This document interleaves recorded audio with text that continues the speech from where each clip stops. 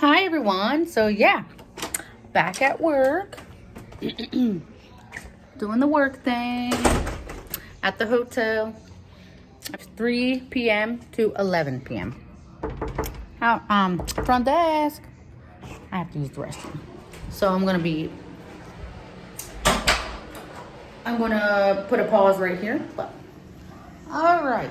So at least for my hotel where I work at, when you first come into work at 3 p.m., you come in. So you come in, oh my hair's sticking up now. Okay, well, it wasn't sticking up before, but it is now, so whatever. The 3 p.m. to 11 p.m. shift is my favorite because you get to do what you want, basically. Well, to an extent. So, you come in. It's 3 p.m. First, you talk to the person that you are relieving, and they tell you what's going on with the day. They let you know about the check-ins who are coming. They let you know if there's any problems within the hotel that you need to know about, any problems with people, any of the guests who are complaining. Hold on. Rude. When checking in, the front desk woman was rude. What day was that? Room 107. Room 107, February 20th. Check-in date was February 23rd. That wouldn't be me.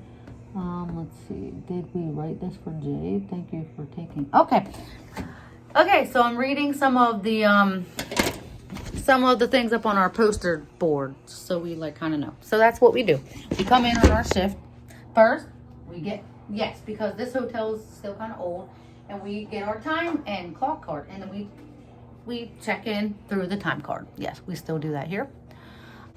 Going to sit my phone up here, and oh my goodness, I'm gonna try to fix this the best I can. Okay, there's my name tag. You have to have your name tag in. So first thing you do is you go in, and at least for my hotel, you gotta run your reports. So you go in and you print out all of your account balance reports. Print those out.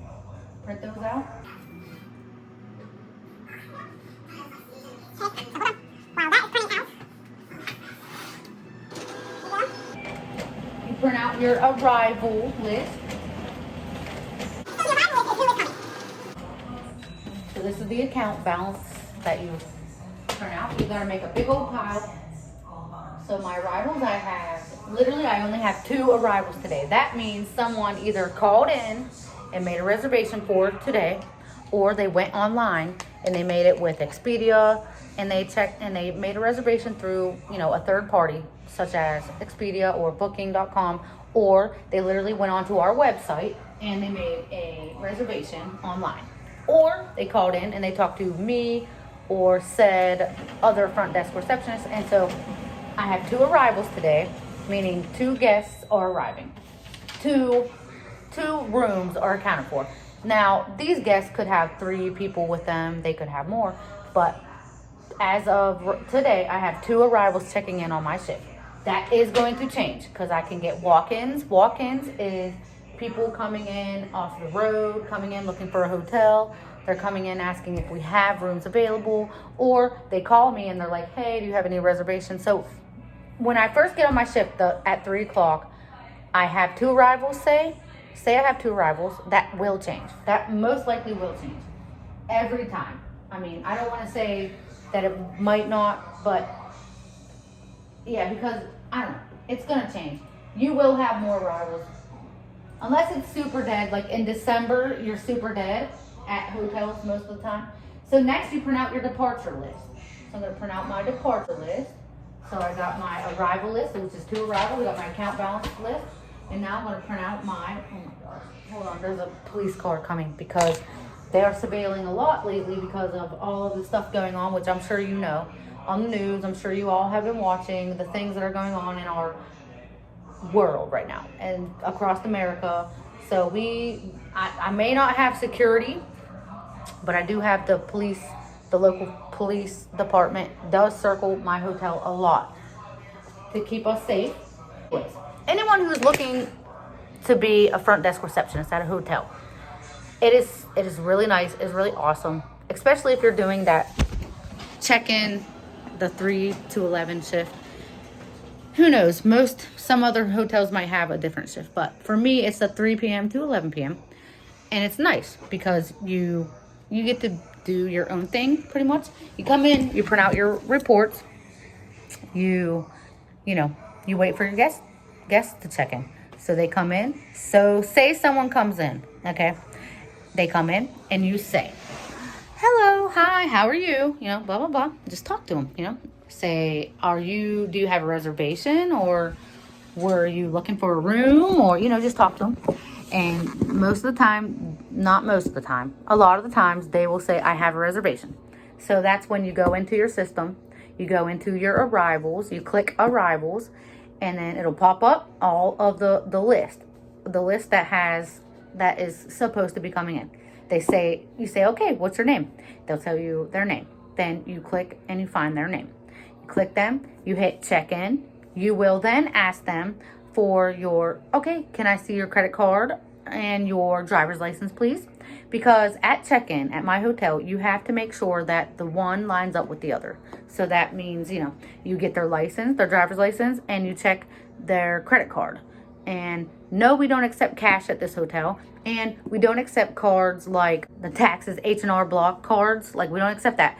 This card has to be a credit card that we can later charge for incidentals. So say some guest comes in and they get a little happy in their rooms and they have a little too much fun and they knock something over and they're just like, maybe they won't notice. Oh, we will notice. And we will charge you $125 onto your credit card. So, or any card that you give us, any card for incidentals that you give us, because that's not fair to our hotel that you come in and can destroy our rooms, and just think you can get away with it. Yeah, because it does cost money. You think that it doesn't, but all this stuff will add up. If it's guest after guest, after guest after guest doing things, it does add up, especially for a small town like us and our location. So yes, we do have to check for your driver's license and credit card. It has to match up, and we check you in.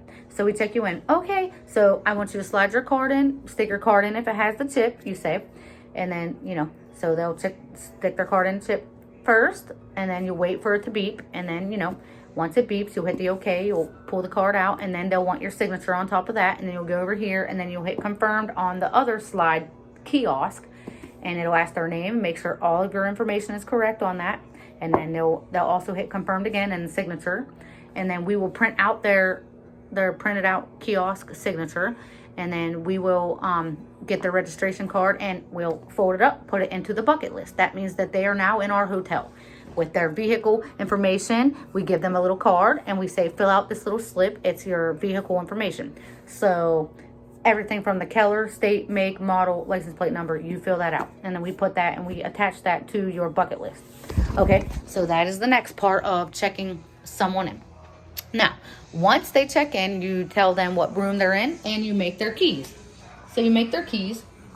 So, you go in here, put a key right here. Say that they are in room 219. You will go click on their room number and you will click on what day they're staying. You'll put check in and then you'll put issue, beep, and that'll beep. And then you'll do a second card. You'll take that off because that key is then made, and you'll get a second key. And then you will also hit OK. I'm not going to go ahead and do that because I can't unless I'm checking someone in, basically. But there's 2 keys made. Then you get one of their key little pockets. You write their room number. We don't have a Wi-Fi password at our hotel. It is just connected as soon as you check in. So I don't even know why that has the word Wi-Fi on it. So that's that. Then they go to their rooms. You tell them where they're located, what their room is, where their room is. You tell them that breakfast is served 6 a.m. to 10 a.m. in our breakfast cafe right in there.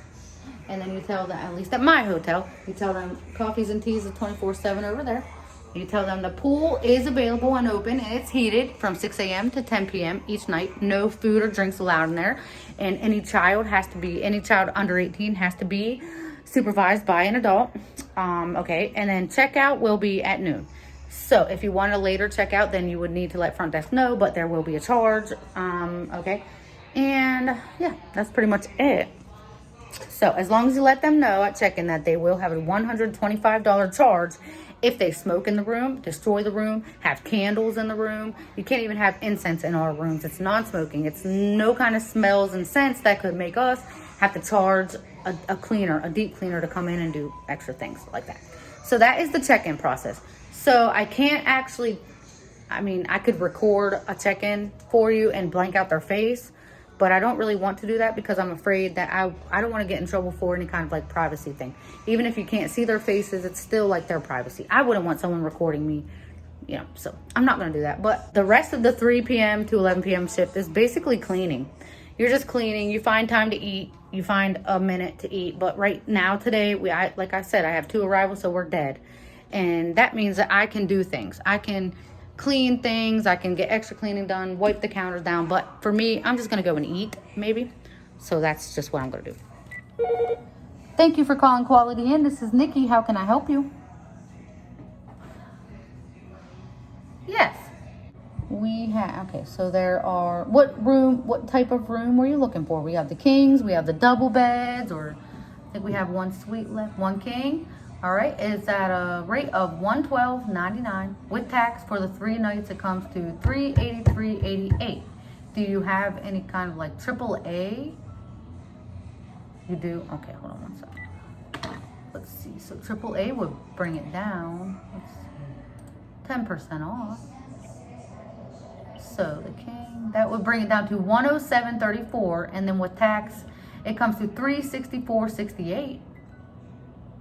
Okay, how come if I look at booking.com and other ones, it's $90 a night? Yeah, you'll have to do it through booking. Oh, okay. Okay. All right, then I guess I'll have to do it that way. Okay. All right, bye-bye. All right, I'm going to make this kind of fast. I need to go back outside to my car. Hold on.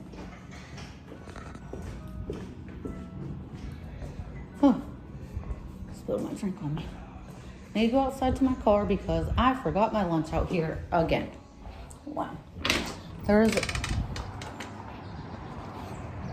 So wow.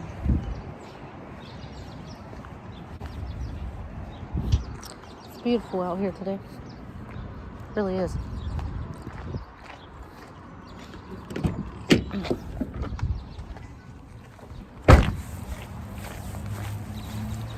So it's beautiful. Going back in.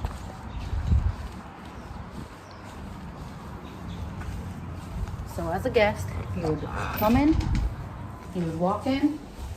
This is where you're greeted with. You come in. Should smell pretty. You come here. I will be on the other side of there. This is where they would put their credit card information. This is the kiosk I was talking about where they would sign. I would get them all ready. This is where I spend most of my time on the 3 p.m. to 11 shift. I got a book. Anyone ever read that book? And yeah, I had to go outside and get my lunch. So, I don't want this to be a super long video, but if you're into that kind of thing, longer videos and chat with me at work kind of things, then this kind of video would be for you then, I guess. All right, I'm gonna sit you up right here. So far, I have no guests checking in. Oh my, can't see me. So far, I've had no guests checking in, so I'm just bored, kind of. So, yeah. Oh wow, is that light weird? See, I don't know. Yeah, it's kind of dead because it is, you know, it's still February. And March, the end of March is usually when we start picking back up again. Back to trying to conceive. We are still trying. So we're still in the game. We're still doing what we can, naturally, and as, you know, not as stressfully as possible. We're just trying to take it easy and be just, you know, just taking it day by day and taking our time, and if it happens, it happens kind of thing. But yes, it is kind of sad and scary to think that, you know, 5 months I'll be done trying. We'll be done completely. And our childbearing days, we are going to put it to the end. I mean, I only have one fallopian tube left, you know, and I have both remaining, you know, both of my ovaries work. It's just I only have one fallopian tube, so I'm not worried about tying my tubes.